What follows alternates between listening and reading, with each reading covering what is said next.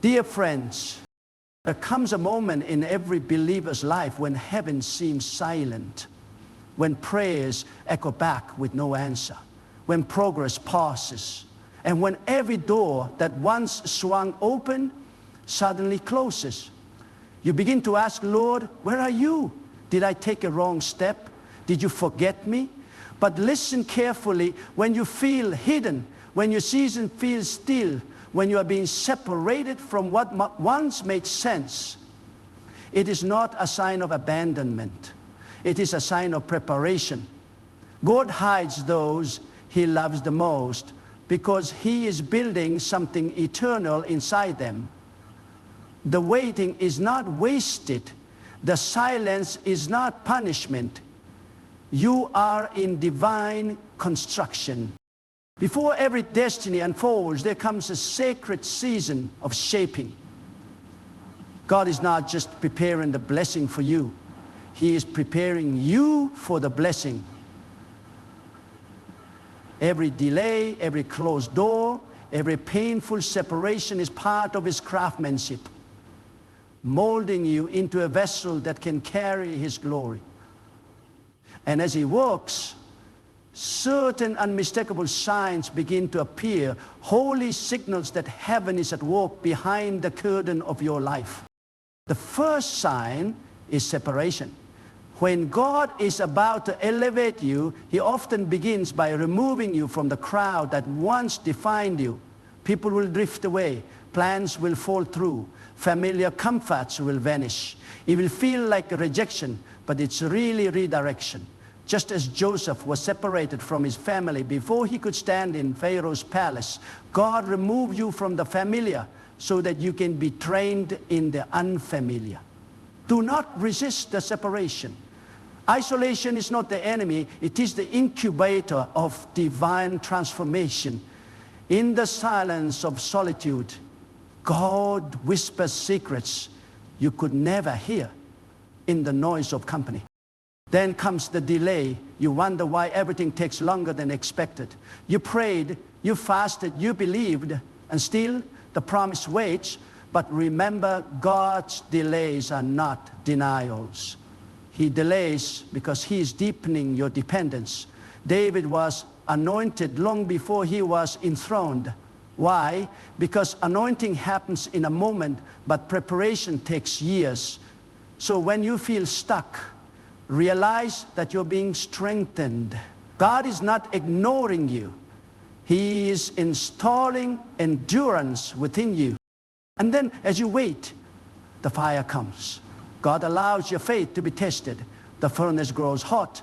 The trial intensifies. But understand this, fire is never meant to destroy the gold, only to prove its purity. When you find yourself in the fire, it's not because God is angry, it's because He is refining you for greater glory. The Hebrew boys who are not saved from the fire, but in it, because the presence of God dwells most powerfully where faith is most fiercely tested. In this divine classroom, God will silence your surroundings. The voices that once guided you will fade. The people who once inspired you will seem distant. Even your prayers may feel unanswered. But silence is not absence. It is an invitation. God is teaching you to hear His whisper in the stillness. Elijah discovered that the Lord was not in the wind nor the fire, but in the gentle whisper. So when everything grows quiet, don't panic. Heaven is sharpening your sensitivity to His Spirit.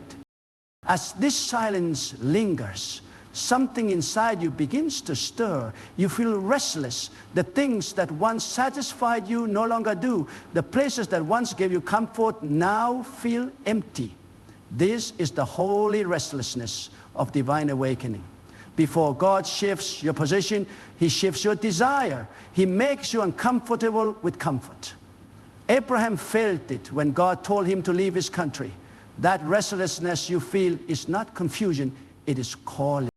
Then something deeper begins. God touches your identity. He strips away labels and false identities you've carried for years. Like Jacob wrestling with God until dawn, you'll come out limping, but renamed. You are no longer who you were. God begins to redefine you, not by what you've done or by what others have said, but by what He calls you. He says, you are my chosen, you are my vessel. And just when you begin to accept this new identity, He starts confronting your hidden weaknesses. It's uncomfortable. The Spirit brings to light the fears, insecurities, and sins you buried. But this exposure is mercy. God cannot bless what you pretend to be, only what you surrender. Every weakness you lay at His feet becomes a weapon in His hands. He confronts to cleanse, not condemn. He reveals to heal, not humiliate. Then, sometimes through heartbreak, sometimes through loss, God refines your vision. When you lose what you thought you couldn't live without, you gain the clarity to see what truly matters. Abraham had to release Ishmael before he could receive Isaac. Job had to lose everything to learn that God Himself is the ultimate treasure. Loss is not the end of your calling. It is the purging of your perception. The ashes you stand in now will one day tell the story of your resurrection. When the vision refines, God surrounds you with discomfort, new people, new environments, new challenges. You may feel out of place, but that's because you've outgrown where you were.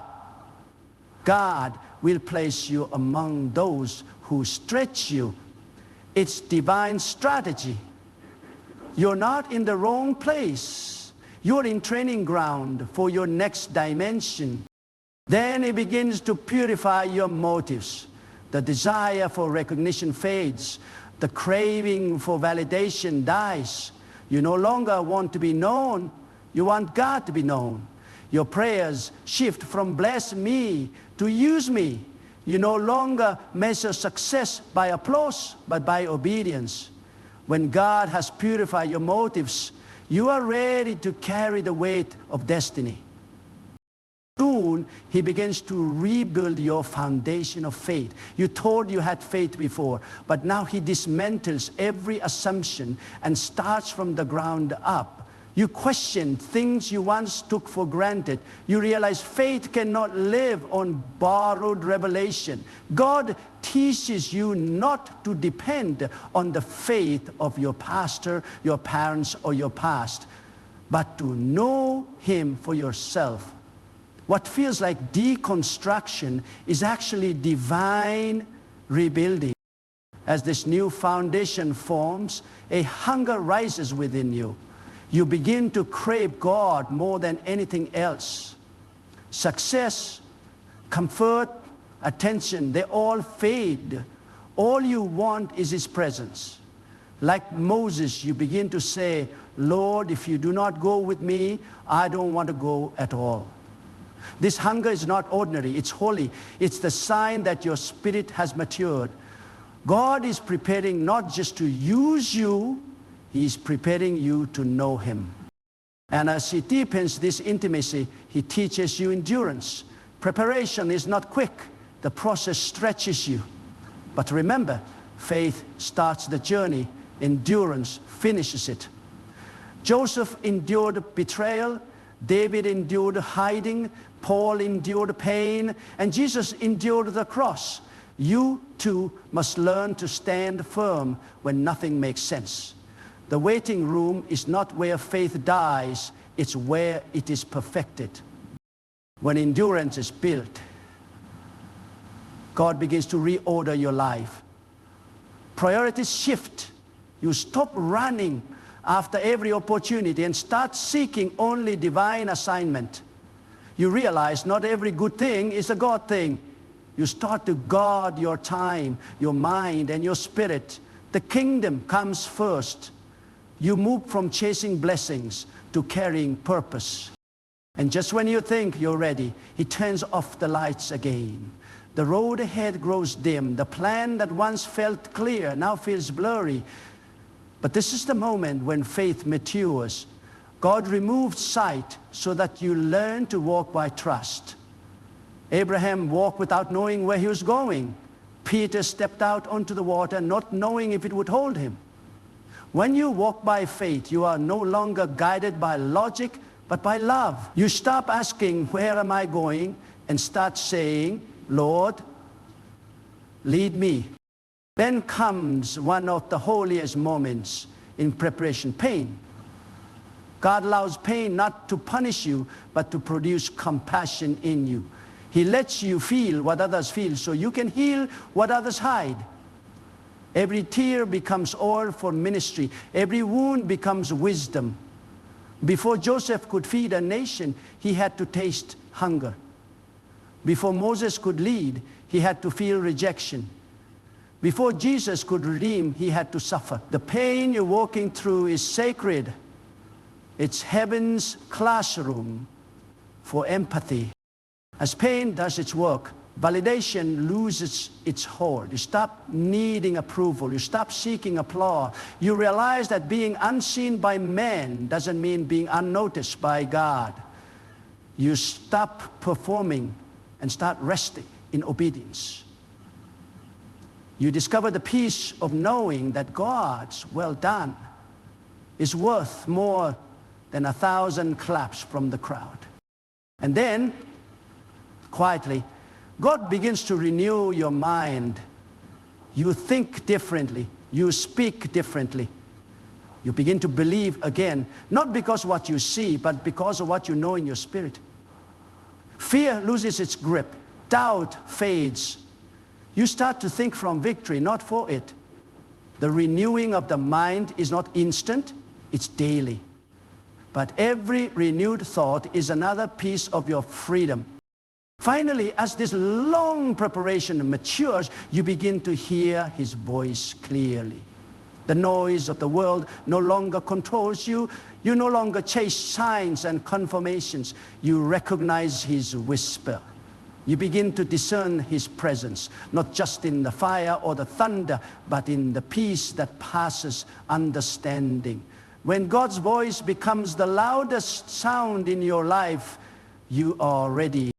Because the moment you can hear him clearly, the moment you can trust him without proof, love him without conditions, and follow him without fear, that's when preparation ends and destiny begins.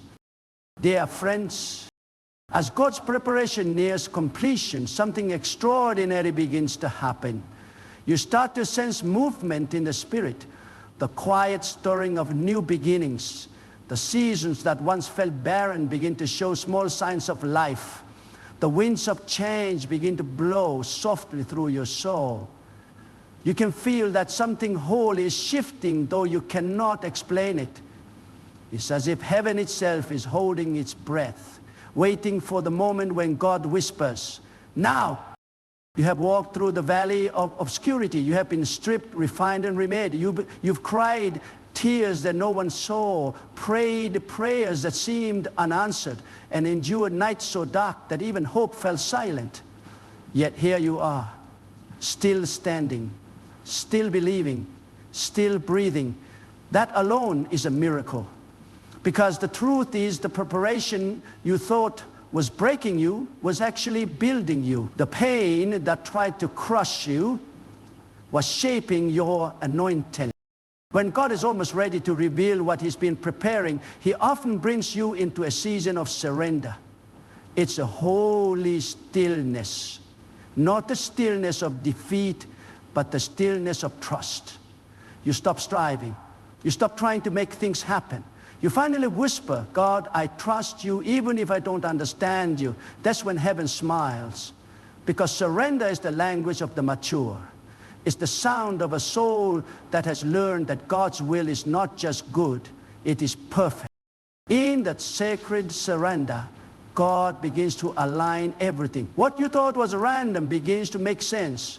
The people who left, the doors that closed, the detours you hated, you look back and see that every piece had purpose. The silence made you strong. The waiting taught you patience. The fire made you pure. The pain gave you compassion. The loss created hunger. Nothing was wasted. Every season, every tear, every trial was part of the design. And then quietly, suddenly, beautifully, manifestation begins. God doesn't shout your promotion. He whispers it. What once seemed impossible starts unfolding naturally because now your heart is ready to carry it. When God finally opens the door, you will realize that you no longer crave the door. You crave the one who opened it. You've been transformed. You're not chasing blessings anymore. You're carrying His presence.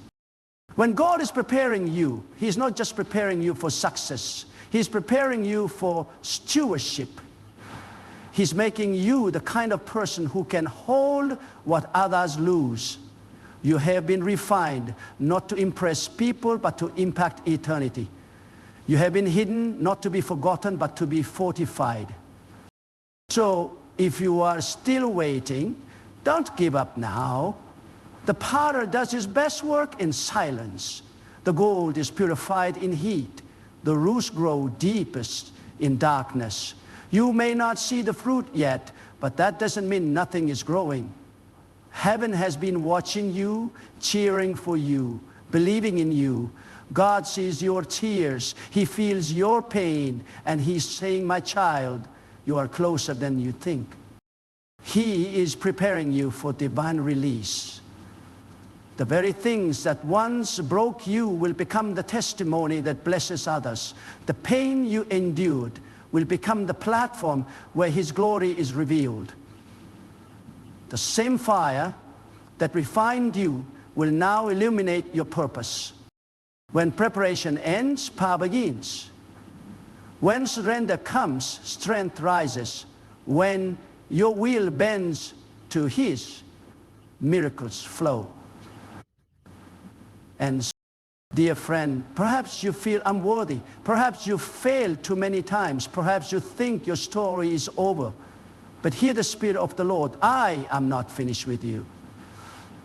Every great destiny begins with brokenness. Every mighty man and woman of God has walked through fire. The question is not, are you perfect? The question is, will you yield? God is not looking for perfection.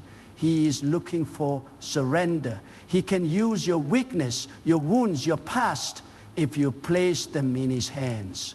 Because in His hands, broken things become beautiful things. In His hands, delay becomes destiny.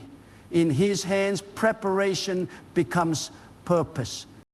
Right now, as you listen to these words, the Spirit of God is moving upon you. He is reminding you that you have not been forgotten. He is whispering that what He started, He will finish. You may not understand what He's doing, but you can trust His heart. His plans are higher than yours. His timing wiser. His methods deeper. So breathe, rest, release control. You don't need to force what God is forming. You don't need to chase what heaven has already appointed. Just be still and know He is God. He's working even when you don't see it. The same God who called you is the same God who will complete you. One day soon, you will look back and say, now I understand. You'll see that the silence was sacred. The pain was holy, and the waiting was a blessing in disguise. You realize that what you thought was a delay was actually divine preparation for destiny. So stand firm, stay faithful, keep your heart pure, keep your eyes on Jesus. You are not behind, you are being built. You are not forgotten, you are being formed. And when the time is right, God will reveal everything He has been preparing inside you. Because, dear friend, when God is preparing you, these signs will always appear, not to discourage you, but to remind you that heaven has chosen you And when heaven chooses, no power on earth can cancel it.